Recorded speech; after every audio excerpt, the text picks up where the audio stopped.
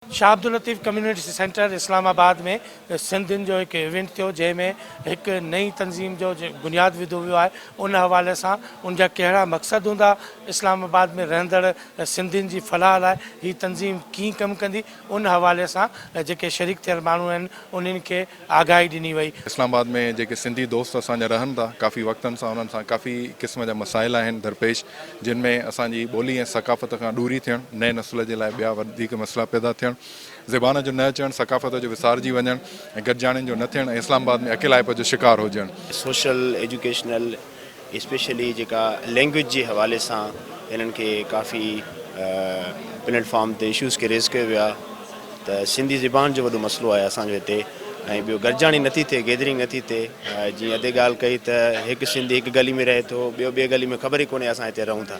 तव्हांखे मुबारक ॾियणु चाहींदुसि ऐं तव्हांजी सॼी कमेटी खे मुबारक ॾियणु चाहींदुसि जिन हिन पहिरियों दफ़ो हेॾे वॾे तइदाद में जेको आहे सिंधी इस्लामाबाद में जेके रहंदड़ सिंधियुनि खे गॾु कयो आहे ऐं तमामु घणी ख़ुशी थी आहे। अञा प्रोग्राम फ्यूचर प्रोग्राम ॾिसी इनशाअल्लाह अल्लाह ताला हिन खे कामयाबु कंदो।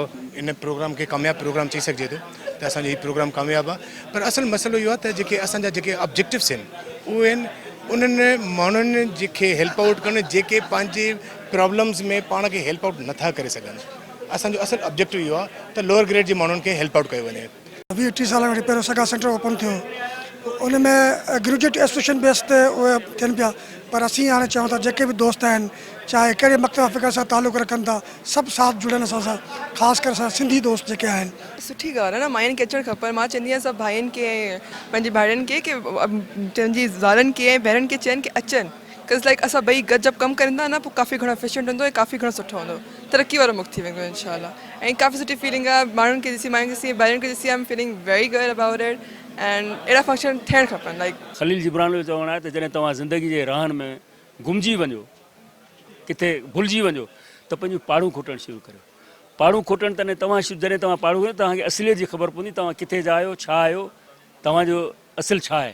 इन कमेटीअ में ख़ासि तौर ते मुंहिंजी जेका एम्फेसिस हूंदी उहा इहा ई हूंदी त पंहिंजे ॿोलीअ खे वधायो, पंहिंजे ॿोलीअ खे प्रमोट कयो। मूंखां इहो सुवालु थींदो हुयो त तव्हां अकेली थी करे, औरत थी करे एॾो परे सिंध खां हिते आया आहियो त तव्हांजे लाइ टफ न आहे। ऐं बिल्कुलु टफ हुयो मुंहिंजे लाइ, मूंखे काफ़ी सारियूं डिफ़िकल्टीज़ अचनि पई हुन टाइम ते। पर हींअर जेतिरा असां पाण में गॾु आहियूं, सुभाणे खां पोइ अगरि मुंहिंजे केस में कोई बि जेको आहे न्याणी अचे थी एॾो सिंध खां परे हिते जॉब करण जे लाइ या कंहिं बि मक़सद सां एजुकेशन जे लाइ, ऐं उनखे बि उन ई तरह जी उन ई नोयत जूं कोई परेशानियूं अचनि थियूं जंहिं तरह सां मां फेस कयो, त जीअं मां अकेली हुअसि उन महिल मूंसां सपोर्ट जे लाइ कोई न हुयो, मूंखे मॉरल सपोर्ट जे लाइ या गाइडेंस जे लाइ कोई न हुयो। त इंशाअल्लाह हिन ऑर्गेनाइज़ेशन जे हुजण जे करे सुभाणे खां पोइ कंहिं बि सिंध जी न्याणी खे इहा तकलीफ़ न थींदी।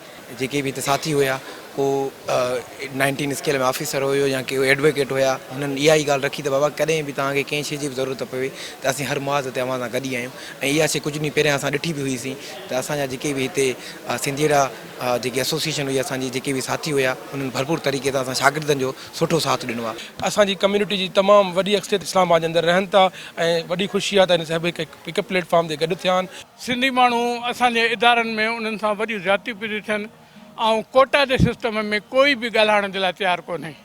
कोटा सिस्टम हिकिड़ी अहिड़ी शइ आहे त जेके बि तव्हांखे माण्हू नज़र अचनि था उहे तक़रीबन जेके आहिनि न पुराणा माण्हू आहिनि। हाणे जेका अपॉइंटमेंट थिए थी उहा असां सिंधियुनि जी कोन थी थिए, कोटा जी लताड़ पई थी थिए, एडवर्टाइज़मेंट थिए कोन थी, ऐं उन खां अलावा डायरेक्ट भर्थियूं हो करे ऐं उन डेली वेज ते उन्हनि खे पको कयो थो वञे। महिरबानी करे तव्हां वस वारनि खे इन खे अॻिते पुॼाइनि त जीअं हर जॻह ते कोटा सिस्टम जी लताड़ न थिए। ॾाढी ख़ुशी थी, अहिड़ा सिंधियुनि जो प्रोग्राम हमेशह थिए पियो, सभई दोस्त अचनि, पाण में यूनिटी हुजे, ॿधी हुजे। इंशाअल्लाह वरी ॿियो प्रोग्राम थींदो, इंशाअल्लाह असां ईंदासीं। कैमरामैन कामरान सांगी सां गॾु ग़ुलाम रसूल कुंभर, KTN न्यूज़ इस्लामाबाद।